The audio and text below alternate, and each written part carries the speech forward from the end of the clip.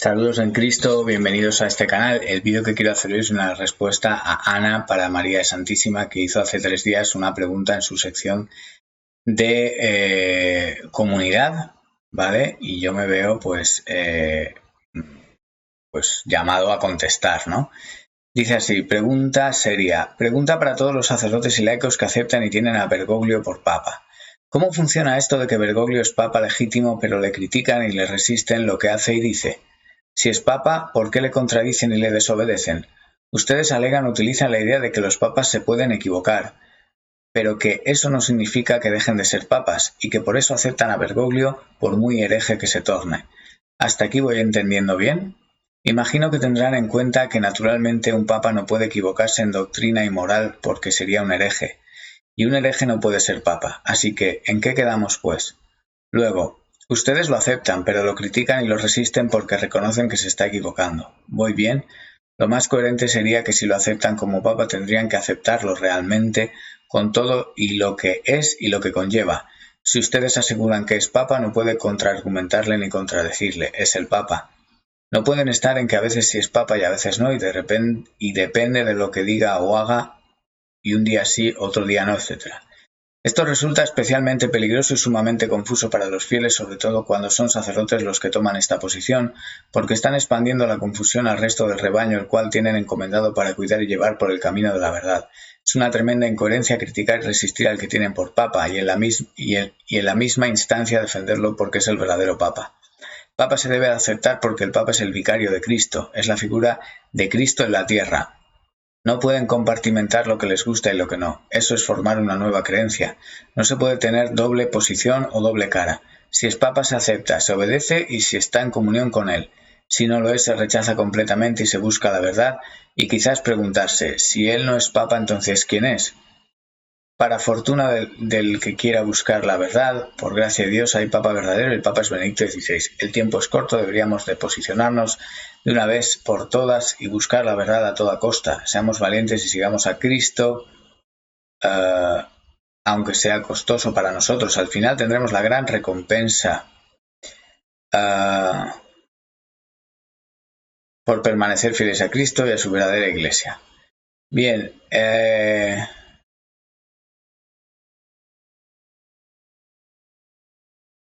vale, el tema es el siguiente, el tema es la papolatría, ¿no? O sea, el tema de la papolatría nos lleva a... Vale, nos lleva a tomar una lectura del dogma, ¿no? De esta manera, ¿vale? Hay cosas que son pues infalibles y otras que no pueden ser infalibles. Por ejemplo, siguiendo el razonamiento que Ana nos pone aquí, ella tendría que ser sedevacantista ahora mismo. ¿Por qué? Porque tanto Benedicto XVI como Juan Pablo II, como Juan XXIII falleció antes de que acabara el concilio, Pablo VI, Juan Pablo I, en fin, todos los papas que han aceptado el Concilio Vaticano II dejarían de ser papas porque han admitido errores. Ana se dedica a hacer una defensa del papado desde ese punto de vista. Y entonces pues pone cosas de Benedicto XVI en su sección de comunidad que pues están recortadas en el sentido de no porque ella los coja y recorte el texto hasta donde yo he visto, no puedo decir más, pero no se está poniendo todo el cuerpo de la enseñanza que enseñó Benedicto XVI. ¿Por qué digo esto? Porque el Concilio Vaticano II rompe con la doctrina anterior. Esto es una asignatura pendiente que tienen Ana, que tienen César, que tiene Arturo, que tienen tantos youtubers católicos y tantos católicos. Es el gran debate que debe ser puesto encima de la mesa. ¿Por qué?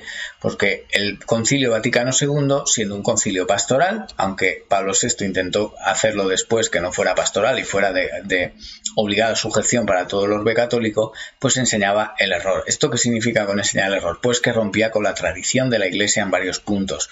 En poquitos puntos tal vez, pero con que rompa en uno ya es suficiente para introducir el modernismo. ¿Esto quiere decir que en el texto del Concilio Vaticano II todo sea desechable? No.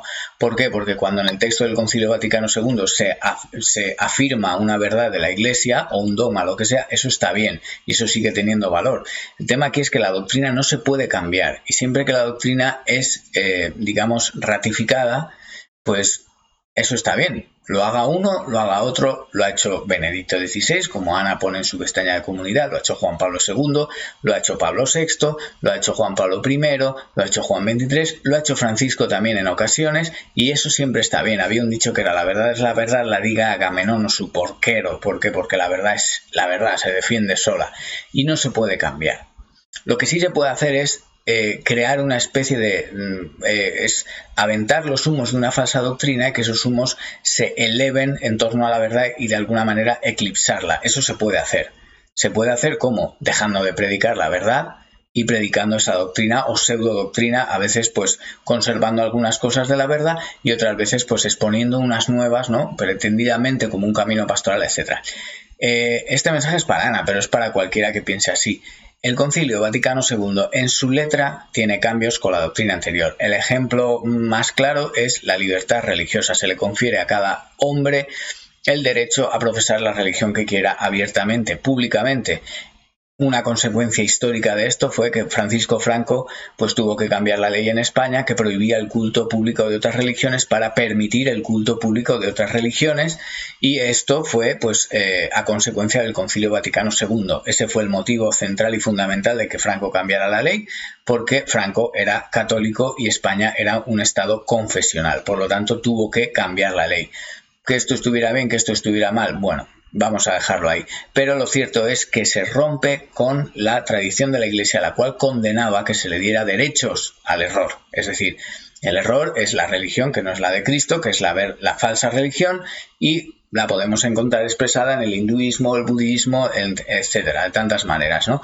Y eso estaba condenado por la Iglesia continuamente en la tradición hasta ese momento del concilio.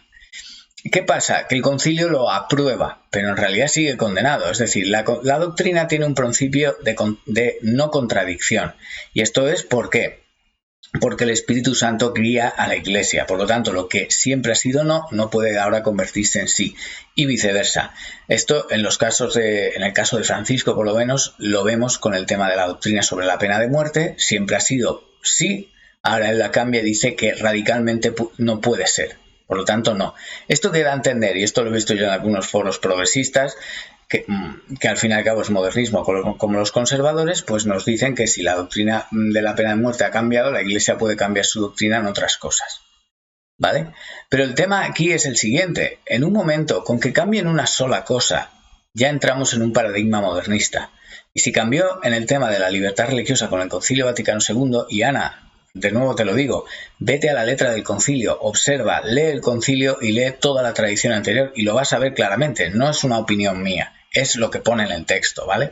Entonces, ¿qué pasa? Entonces ya se entra en un paradigma modernista y se entra en el concepto de que la verdad puede cambiar. Por mucho que pretendamos decir que no, esto está en consonancia con la tradición, no tienes que irte más que a textos de Juan Pablo II. Ahora aquí en el canal estoy desglosando el documento Ut Unum Sint, que todos sean uno, de Juan Pablo II del año 1995 sobre el ecumenismo, y no se cita no hay nada de la tradición preconciliar. Es todo conciliar y posconciliar. Como si hubiera sido un borrón y cuenta nueva. El mismo Juan Pablo II en el texto dice que el ecumenismo es un apéndice que se le ha agregado a la tarea tradicional de la Iglesia, ¿no? O sea, es decir, es una novedad. Y que el corazón del movimiento ecumenista es la oración con lo que él llama los hermanos separados, que de toda la vida han sido los herejes, cismáticos, etc. Esto está prohibido por la Iglesia Católica, orar con herejes. Y tú bien lo sabes, quien ora con herejes es un hereje. Por lo tanto, Juan Pablo II lo hizo y por lo tanto, según el razonamiento que sacas tú, Juan Pablo II pues es un hereje y no es papa. Esto también lo hizo Benedicto XVI cuando convocó las jornadas de Asís, Lo hizo Juan Pablo II 2 veces, Benedicto XVI también lo hizo y por lo tanto Benedicto XVI sería también un hereje y por lo tanto, según tu razonamiento, lo mismo que tú estás expresando no lo estás vendiendo. Es decir, dices que Benedicto es el Papa verdadero, pero al mismo tiempo sacas un razonamiento de que si el Papa se equivoca en algo, entonces deja de ser Papa porque eso es imposible. Por lo tanto, tenemos a Benedicto XVI en esas imágenes grabadas en vídeo, etcétera, y no son las únicas donde reza con gente que no cree en Jesucristo. Por lo tanto, Benedicto XVI sería hereje y estaría excomulgado. Por lo tanto, tienes una contradicción bastante grande que resolver ahí. La tenéis muchos de vosotros. Mi ánimo aquí no es echar abajo a nadie, ni poner mi opinión por encima de la de nadie. Mi trabajo aquí es ir a los documentos y a los hechos que están, digamos, citados, contrastados, etcétera. ¿Vale? Y los hechos son que documentalmente tenemos en la tradición de la Iglesia que, por ejemplo, el orar con herejes está condenado. Documentalmente tenemos que en el Concilio Vaticano II el movimiento ecuménico dice que la oración es el corazón la oración con los herejes, pero no te dice herejes, te dice hermanos separados, etcétera, es el corazón del movimiento ecuménico. Por lo tanto propone es como una especie de fábrica de hacer herejes, porque propone la oración con los no católicos, cosa que estaba condenada de antes, ¿no? Y estas son cosas documentadas y está en todo el magisterio de los papas posconciliares. Ahora, como digo, estoy desglosando Udunum Sint de Juan Pablo II del año 1995, pero está también en los actos de Asís que realizó tanto Juan Pablo II como Benedicto XVI, etc. Vale, entonces, según digamos, la forma de verlo tuya, sería sedevacantista. Esto es lo que yo saco sin ningún apasionamiento de decir, tengo algún odio contra ti. No, no, no. Es el razonamiento que propones, ¿vale? Entonces, ¿cuál es entonces la forma de entender el dogma, por así decirlo, de la infalibilidad papal? Pues en la infalibilidad papal dice que el Papa es infalible siempre que habla sobre temas de fe y costumbres, etc. Por ejemplo, si el Papa mañana dice, Cristo es Dios, eso es hablar sobre fe y costumbres. Si mañana el Papa dice, Cristo no es Dios, eso no es hablar sobre fe y costumbres, ¿vale? Alguna gente se equivoca porque dice, sí, está hablando sobre un tema de fe, está hablando sobre quién es Dios. No, está diciendo,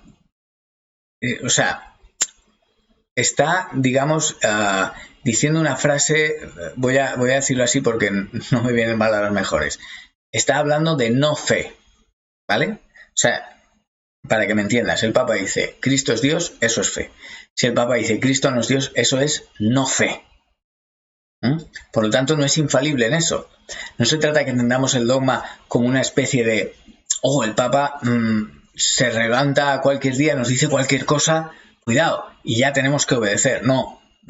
Además, siempre que se ha aprobado un dogma, se ha hecho una consulta a teólogos, obispos, cardenales, se ha mirado toda la tradición, si era una enseñanza que venía sostenida por la tradición, etcétera. Como la tradición está mecida por el Espíritu Santo, entonces, ¡pum!, el Papa, convocando su autoridad, dice, esto es dogma. Por ejemplo, el dogma de la infalibilidad papal es declarado. Bien, ¿eso significa que antes de declarar el dogma, todos los dogmas que fueron declarados por otros papas no eran infalibles? No, eran infalibles, porque se estaba proclamando la verdad, ¿vale? A ver si se me entiende. Entonces, ¿qué pasa? El Papa se puede equivocar, el Papa se equivoca, ¿vale? Pero ¿eso significa que no es Papa? Mirad, hace falta una declaración de la Iglesia. ¿Por qué? Porque el tipo de herejía, el problema está aquí en el tipo de herejía. Por ejemplo, lo voy a explicar, pero lo repito, yo no soy nadie, soy alguien que va aprendiendo sobre la marcha. Los objetos de la infalibilidad, ¿no? Es como decir, a ver, hay objetos primarios y objetos secundarios. El objeto primario, por ejemplo, significa algo que está expresamente dicho en las Escrituras. Es decir, Jesucristo es Dios. Eso es un objeto primario de la infalibilidad, porque está expresado así en la Escritura, que son cosas que son infalibles. Es palabra de Dios, ¿vale? Por lo tanto, el Papa cuando habla de eso es infalible, porque está citando también una fuente que está puesta por la divina voluntad y entonces es infalible, por supuesto. Y luego están los objetos secundarios. Por ejemplo, algo que no está expresamente dicho en la Escritura, ¿vale?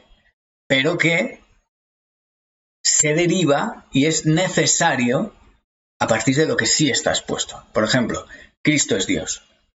María es madre de Cristo. María es madre de Dios. ¿Vale? Aunque si no recuerdo mal en la escritura, esto es un ejemplo que he puesto así volando, pero si no recuerdo mal la escritura, nunca se la llama a María madre de Dios, así tal cual. Me puedo equivocar, pero ahora mismo, o la Inmaculada Concepción, ¿no? Hay cosas que son objetos de infalibilidad, pero que no están expresamente puestos en la escritura y sin embargo se derivan necesariamente de lo que sí está expuesto directamente, ¿no? Entonces, si algo que sí que está expuesto es un objeto de infalibilidad primario y algo que se deriva de, pero es necesario a causa de lo que sí está expuesto, es un objeto de infalibilidad secundario, no puede haber objetos de infalibilidad que no estén ligados a eso. No sé si me explico. No puede decir el Papa, por ejemplo, pues yo qué sé, pues eso, pues que Cristo no es Dios. Y aunque él se siente un día y declare esto y haga un documento y tal, eso no tiene ningún valor, ¿vale? No tiene ningún valor. Eso en el tema de la obediencia, ¿vale? La obediencia es siempre debida y supeditada a la verdad. Es como el Código de Derecho Canónico. El Código de Derecho Canónico, su principal ley de interpretación es la salud de las almas. Y eso es lo que prima, ¿vale? Entonces, con el tema de el Papa se equivoca, ¿no? Pues mira, el razonamiento que yo te he puesto y que tú misma te contradices es que los papas se han equivocado. ¿Por qué? Porque han defendido cosas que han roto con la tradición. Ahora bien, si yo cojo, por ejemplo, a Juan Pablo II y digo, sabéis que la infiltración en la Iglesia, toda esta etapa modernista, viene desde hace mucho tiempo. Perfectamente Juan Pablo II podría haberse visto mal influenciado en el seminario ya, ¿vale? Y haber sido formado de manera incorrecta. Entonces, ¿cuál es el grado de error de Juan Pablo II? Porque se ha movido en un ámbito donde ha venido después del Concilio Vaticano II, donde se dio patente de corso, carta de legalidad a todas esas novedades, y ha crecido en un ambiente, en su carrera eclesial, que ya estaba imbuido de eso, quizás desde el seminario. Vale, entonces, ¿qué pasa? ¿Cuál es su grado de culpa? No lo sé. No lo sé. No puedo saberlo. Pero es que el grado de culpa determina el tipo de herejía al que estamos enfrentándonos, o el tipo de error. Porque está la herejía formal, la herejía material. Y eso hay que saberlo. ¿Cómo se sabe? A partir de un juicio de la Iglesia. ¿Ha habido juicio de la Iglesia? No. ¿Por qué? Porque nadie puede juzgar al Papa salvo un Papa posterior o un concilio. Entonces, no lo podemos saber, pero es como lo de ¿quién es el Papa? ¿Es Francisco? ¿Es Benedicto? Hay cosas, pero si tú pudieras demostrar infaliblemente lo que estás diciendo, tendrías como responsabilidad ir y denunciarlo a las autoridades. Pero el tema aquí es saber qué tipo de error, cómo ese error lo estaban profesando ellos en su corazón.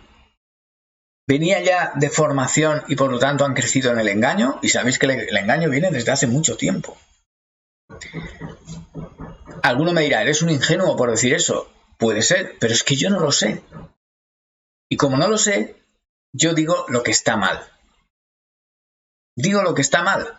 Por ejemplo, tú dices, ¿cómo es posible que reconozcáis al Papa, pero resistáis al Papa? Pues tienes un ejemplo bellísimo y clarísimo en los Hechos de los Apóstoles, cuando se cuenta cómo San Pablo resistió en la cara, además lo dice, resistía en la cara a Pedro, porque lo que estaba haciendo Pedro estaba mal, ¿vale? Pues ahí tienes un ejemplo que Dios permitió que sucediera para darnos una pista de que esas cosas pueden pasar y cómo hacerlas. Por lo tanto, yo reconozco lo que puedo comprobar es lo que pone en los papeles. Y ahí me doy cuenta que no es lo que decía la Iglesia anteriormente. Bien, por lo tanto encuentro que es una novedad, un error.